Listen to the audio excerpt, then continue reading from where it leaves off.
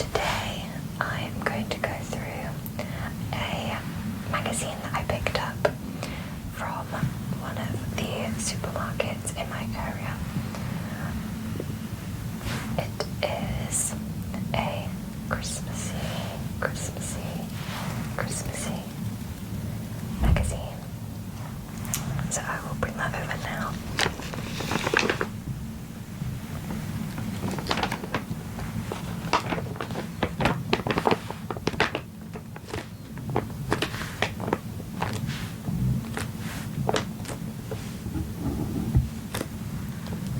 So it is a 2-for-1, I guess, deal. It has a cozy up to autumn and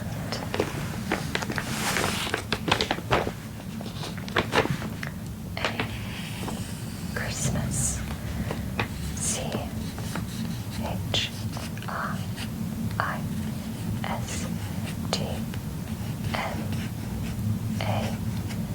CHRISTMAS Christmas magazine. I haven't opened any of them yet because I have been, well, just I guess quite busy trying to fit in work before we finish for when we break up for Christmas, and yeah, so I will take great pleasure in reading these this evening.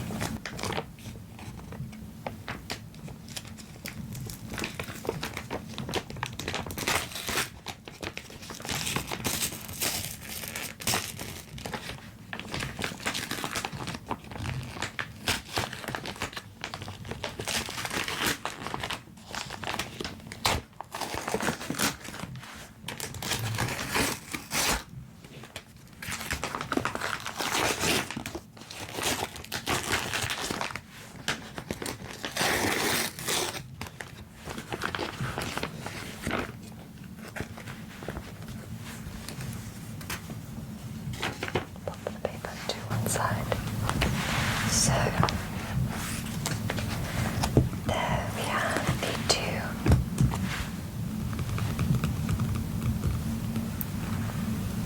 beautiful magazines.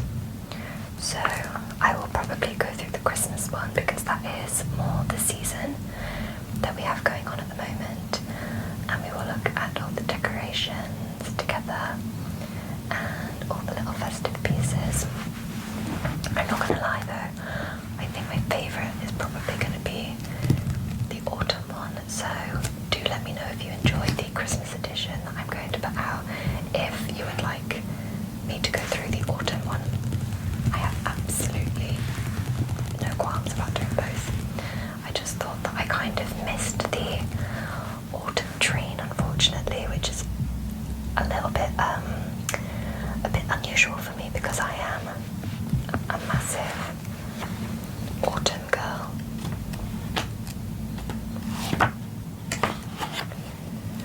As you can see, it is full of sort of the typical English autumn vibes. I did see some mushrooms back here somewhere. Looks like foraging there. But anybody who hasn't read the Country Living magazines, they kind of have loads of travel, home, food, decor type stuff. Well, it kind of explains up here. Homes, decorating, crafts, garden, food, travel, health.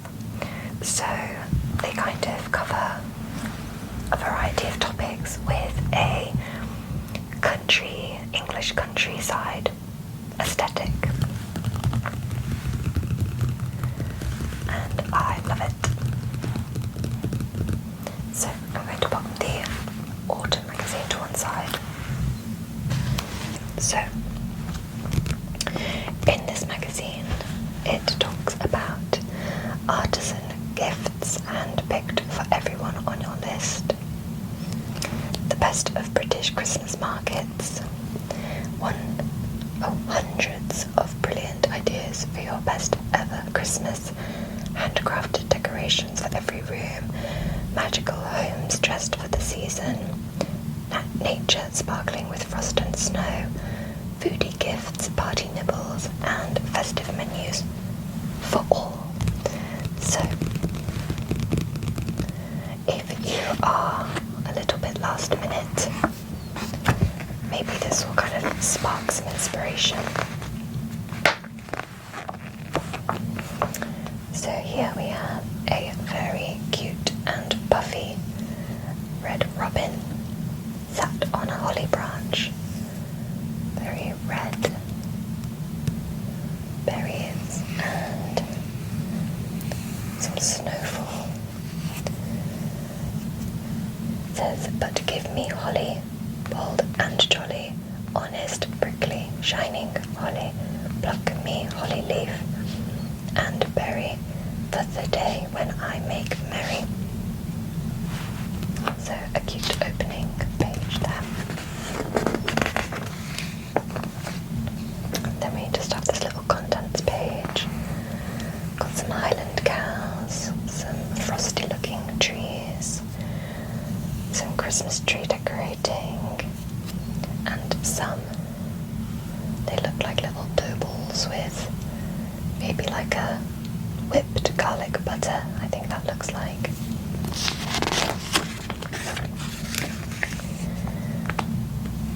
Like that aesthetic is so what I love. The kind of log cabin, kind of farmhousey vibe with the tall pillar candles. Are they pillar candles? Can't remember what their names are. I do have some in the living room. And just a little bit of tablescaping with festive bits and pieces. I'm not gonna lie, I mostly buy these magazines for the pictures.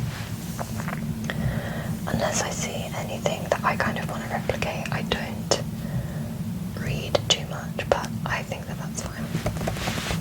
Why else would they do such pretty pictures? And a little bedroom there, striped pillows, stocking at the end of the bed.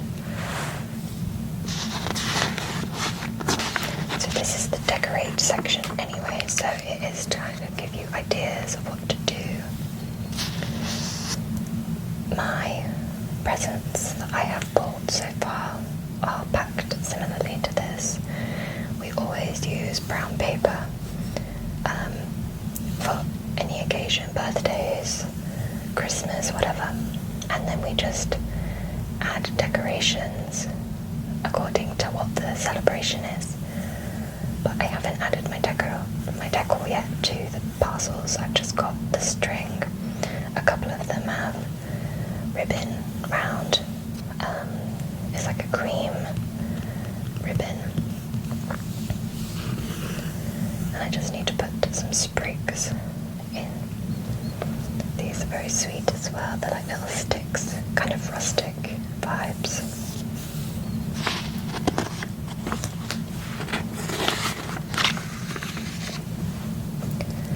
Very cozy. A traditional red and green colour scheme reflects the shades of nature at Christmas. I tend to go, or at least in the past have gone for kind of the creams, golds, greens kind of colours. I haven't tended to go for reds. I think it's mainly because we have quite bold colours in our living room, so to decorate with anything else, any sort of bold colours in there would look maybe a little bit like a clash. They're kind of like the little gnomes hats that you can get. But I love the red at Christmas. I actually like all of them. Some pine cones. Oops. That's a good idea. That looks like an old scarf that's been repurposed into a wreath. Belted blanket wreath. Yeah, so old wool fabric.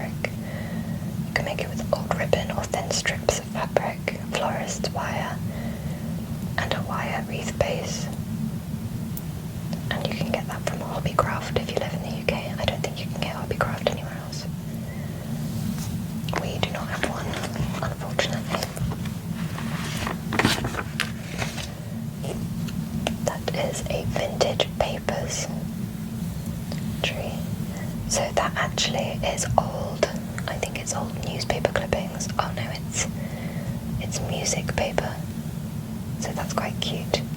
Quite easy to do that as well. You just have a spike and then stack the papers on top. Oh yeah, it does say, I was going to say it's easy for kids to help with that one. Children will enjoy helping you make this tiny sparkling tree.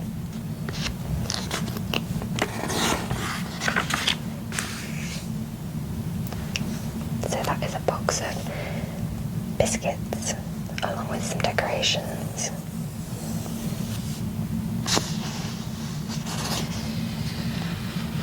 It says that's a good gift idea. Another little cozy living room there. Could definitely get comfy, watch a little Christmas movie.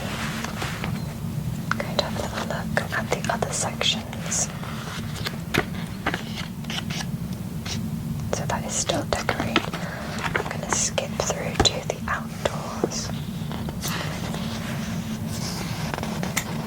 Somebody collecting their Christmas tree. That looks a bit precarious to me. I'm not sure that I would risk that on those cobblestones. So those are the different types of trees.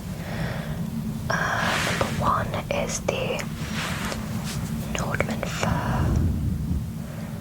The second one is a Norway spruce.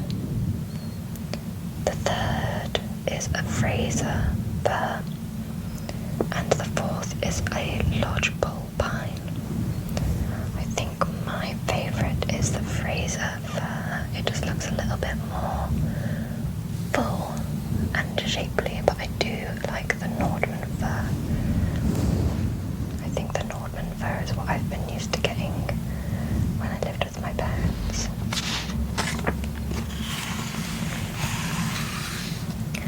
That's a nice idea, like a hanging wreath as a centerpiece over a table. You would want to make sure those candles were properly secured. Some more wreath ideas.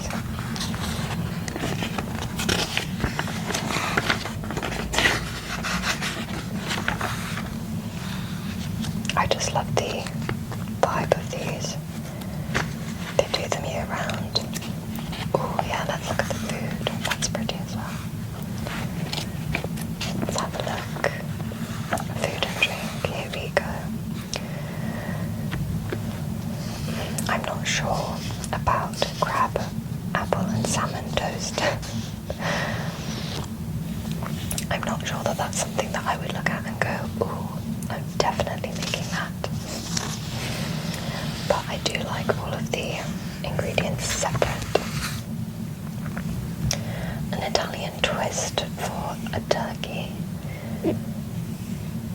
with delicious pancetta wrapped bites instead of stuffing.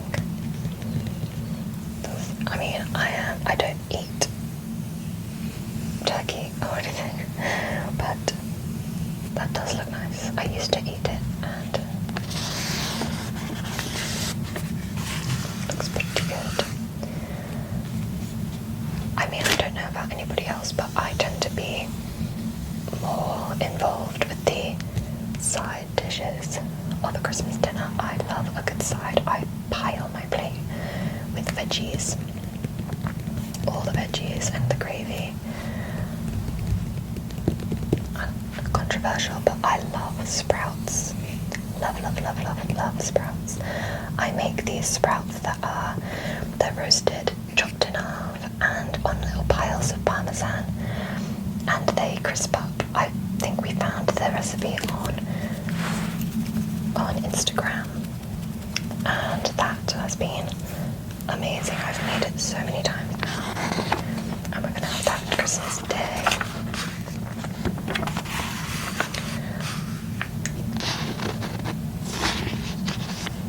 It all looks delicious. But I mean, Christmas can already be quite hectic without adding new recipes to the fold, so I think it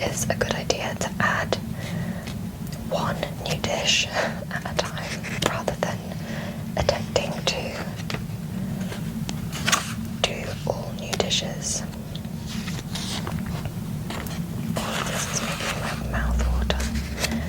So these are good gifts. You can make your own pickled veggies. This is called pear mostrada. I think that's how you mostarda, sorry. It's a preserve from Lombardy, and I've never tried pickling before, but it is something I want to give a try in the new year, as well as, this is a coincidence, making focaccia. This bread, focaccia, because I love focaccia with olive oil and balsamic vinegar, and you just dip it in.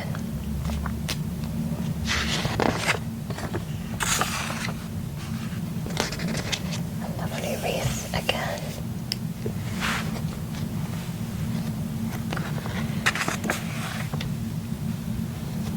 I do enjoy the all white with vintage furniture kind of look.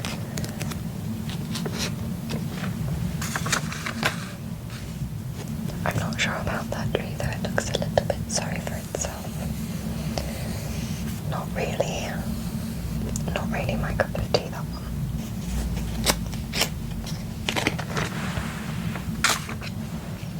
I love that kind of wrapping. There's a bit of thyme in there. That looks beautiful and would smell lovely as well. And that looks very cozy in there. I wouldn't mind reading in there one morning.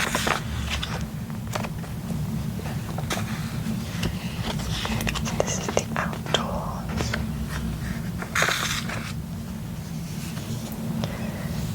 That is a bit of topiary. Don't really know how you're supposed to pronounce it, but I mean, it's pronounced, or looks like it says, topiary. Which is kind of sculpting shapes out of hedges. I did give it a go at one of our clients' houses once before, and it didn't turn out too bad. Love this. And over the next page we have some cats. I love cats so much. I used to have 4 cats when I lived with my family.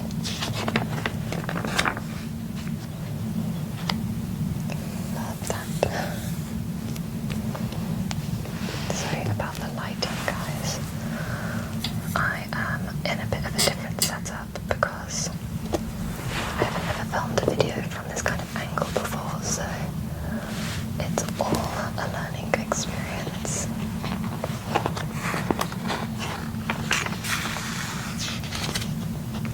Of course, Christmas stems from religion, so there are elements of that within this magazine. Some gift ideas.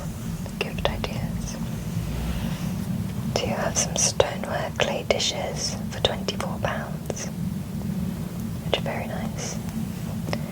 Nice for you to kind of put your rings and your jewellery in. If you had one in the bathroom, the kitchen and the bedroom. A ruby ring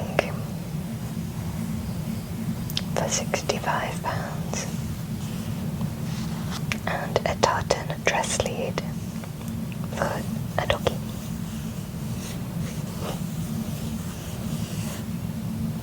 My dog gets very cold, it turns out, in the winter. So we have been buying him jumpers. And I never thought I would be that dog mum, but he literally does not stop shivering until he has something on his body. So we just have to roll with it. But I mean, I'm not complaining because he looks really cute. So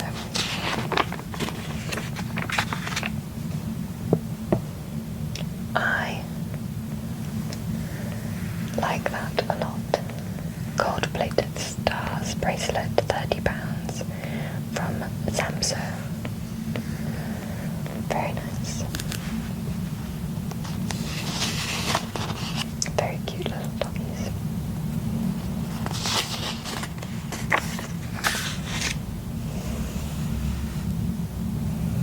I do love the photography. That is definitely the main draw for me in this magazine.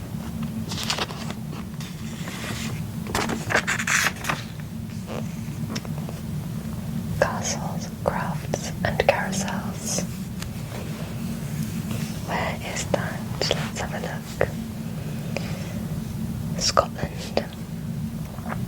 Explore the history of Scottish bothies, small cottages originally used by labourers, but now offering shelter for walkers, housed in the Gin Bothy, a group of old farm buildings in Glamis Village. You can also enjoy afternoon teas, gin tasting, a larder shop of local produce and homewares, and traditional folk music evenings. Sounds pretty cute. We plan to travel a bit of Scotland at some stage, hopefully next year, but we have quite a lot of travel planned for next year already, so we shall see. This is Padstow in Cornwall. We have been there before, the last time we went travelling in our van. It was very busy when we went though, and Rick Stein, the chef, has a restaurant there, but it was fully booked. So this is just all the different areas where you can do things around Christmas. I think next year my wife and I are going to go away for Christmas and explore somewhere else. My family's from Madeira on my dad's side, so I think we might spend Christmas and New Year there next year, which would be very great because Madeira's fireworks at New Year's are incredible. But guys, that is the kind of gist of this style of magazine. Cute little doggies. Little doggies. But the snoot. I would recommend getting these if you are able, because it's kind of the type of magazine that you would pick up when you're having a little relax on the sofa, enjoying a cup of tea, just wanting to look at pictures for inspiration of how to decorate or some new recipes to give a try. Definitely the pictures and the recipes are what I lean towards. I love to cook, so I'm always interested to see what I could try. Little donkey.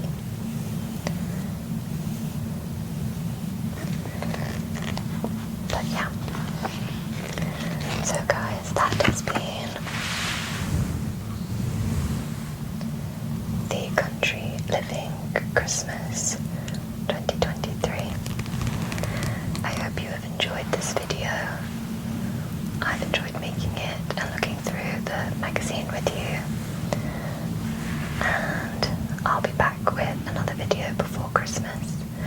But in the meantime, I hope that you have a lovely, hopefully final week of work before you can break up for the holidays.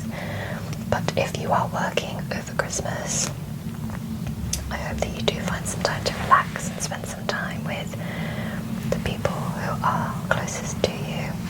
I know that Christmas isn't great for everybody, but if it's not, then try and forget that it's Christmas and just do some lovely things for yourself. Whether that be a bath or just sitting down and watching videos, ASMR videos maybe, or getting your favourite snacks in and relaxing. whatever is best for you. I hope that you enjoyed, everybody, and enjoy the rest of your day or evening.